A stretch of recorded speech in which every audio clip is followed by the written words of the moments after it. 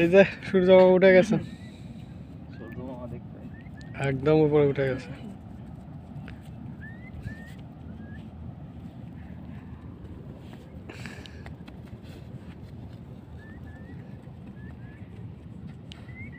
সাদিক ব্যায়াম করতেছে।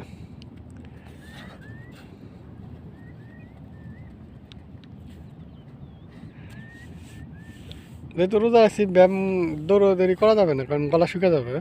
গলা শুকিয়ে গেলে আবার একটু সমস্যা হয়ে যাবে। সাদিককে বললাম আপনি একটু ব্যায়াম করেন, আমি সন্ধ্যার সময় বা বিকালে করে নেব আর কি।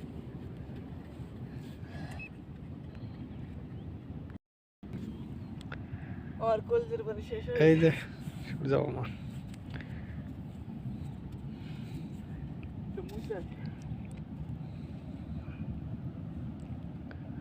সূর্যের দিকে তাকিয়ে থাকতে হবে।